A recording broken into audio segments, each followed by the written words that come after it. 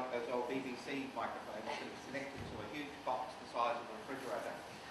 And as I was talking, one of these rats decided to bite into the cable. There was a big flash and a big bang, and this thing flew into the air and went like a dead rabbit on its back. It just was smouldering, and of course the mic went dead. So the manager of the hotel walked past the Australian ambassador and his wife with this dead rat. It was a huge thing, it was the size of a cat. And as he went past the Australian ambassador's wife, she went, "Oh, it's a rat!" He said, "Madam, this is not rat, this is just mouse." And this is some of the more complex issues of dealing with life in a developing country. I didn't set out to be a social entrepreneur. I simply ran out of objectives, in the sense I thought that if I made lots of money and was successful in life, that would make me a good human being. But the more successful I became, the more unhappy I became, because I realised that money doesn't buy happiness, it just buys you a better view. What happiness is about feeding your soul and your viscera. And when you think about starting a business, I would challenge you to think about this.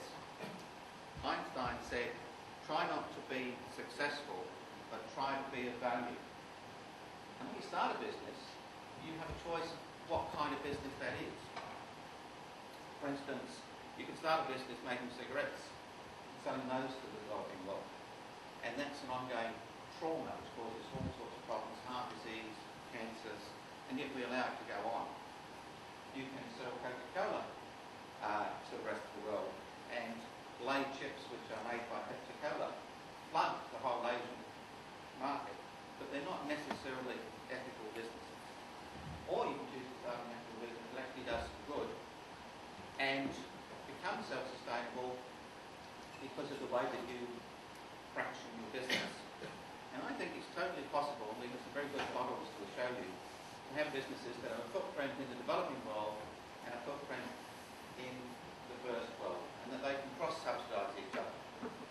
For instance, in Nepal we have a cancer hospital which has some of the most state-of-the-art equipment, and we're attracting people from all over the world, including America, to come and have cancer treatment there, where they not only get first-rate cancer treatment, but they get to experience the last 6 months of their life in palliative care in a surrounding that is just full of love that we can't deliver in a very hospitalised setting in, say, New Zealand or America. So these people get to go on treks in mountains, they get tantric massages, and they get one person looks after them all the time, and they have these wonderful relationships. And those high-paying patients cross-subsidise the poor patients who can't afford to pay. So if you go into the posh entrance of the hospital, you just want a hotel and get a cup of tea. You go in the back, you go into the cheap seats, but you all both end up at the same operating theatre. But I want to look at the world at large and see what kind of predicament we're in. So we can have the first slide. This is the way the world acts at the moment. So really, 90% of the world's wealth is concentrated in the developed world, and only 10% distributed in the developing world. Go to the next slide. But the reality is that there's a huge market, an emerging market in the developing world for products, and it's changing very, very rapidly, particularly in countries like China, who are developing a huge middle-class population. The other thing that's wrong with these models is that a lot of the fractiousness that occurs in the world is actually caused by disparity. There's not a lot of, you never find many terrorists who've got a golf bag. I'm not suggesting that's a good divining rod, but what it shows you is that people that are happy and have good time on their hands and their family are taken care of, they don't go around bombing people. People that have no food and their family have been persecuted for all sorts of reasons, they become disposable, and they're happy to strap a bomb on and go and do some damage to America that they see as the big evil. So it's also environmentally a good idea, socially environmentally, to try and bridge this gap. See the next slide. By 2020, China will have 750 middle class earning between 8,000 and 71,500 pounds. That's a huge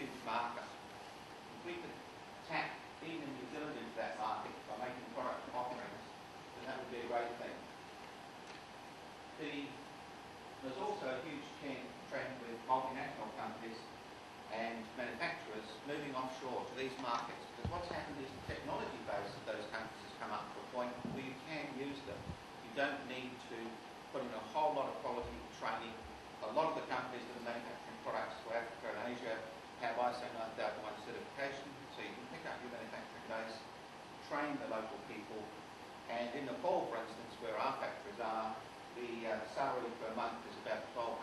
So you can't compete with that. And these guys are masters, PhDs in their disciplines and are trained to ISO 13485 standards, like make medical devices and all sorts of things. So the dynamic is changing. So really it's a question of us getting with the program. If you don't get with the program, we're going to be left behind. We'll be the third world. Okay, next slide. And if you've ever travelled overseas, you'll see that they have huge manufacturing capacity. I work with a company in India called Septa Pharmaceuticals. You've probably never heard of them, but if you've been to Auckland Hospital, you've had one of their products, because they tender for most of the medicines that we use in the hospital system in New Zealand.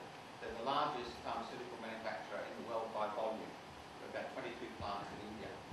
And so it shows these companies have smarts and they have the ability to put it on the world stage. Unfortunately, we haven't diversified enough or looked at these markets. But the companies that do tailor their products to this market will be the successful ones in the next few decades. So we have to start thinking like that. And this is not a straight business, it's not even a social entrepreneur perspective. You know, the next slide, please. So there's a global market for a whole range of products. I'm particularly going to talk about healthcare. So I became involved in healthcare by making generic pharmaceuticals in New Zealand. But there's money to be made in healthcare, education, telecommunications, and manufacturing technology. So we need to some way work out how we can make offerings for our particular expertise to other countries and get that as a revenue stream. So next slide, please. Now, give you an idea how that can happen. In 1992, the World Health Organization said that cataract surgery should comprise of making a small incision in your eye. Cataract is when the natural lens of your eye becomes opaque, you become clinically blind. And everybody in this room will get a cataract if they live long enough. So it's a huge market. And what they do is they have a 15-minute operation, make a small incision in behind your iris, take out that dud lens straight away, and put in, if you go to Remuera, they'll charge $3,000 to put a new plastic lens in, which makes you see like a finger. It's an instant rehabilitation. But in 1992, the World Health Organization said that that operation couldn't be done in the developing world setting. So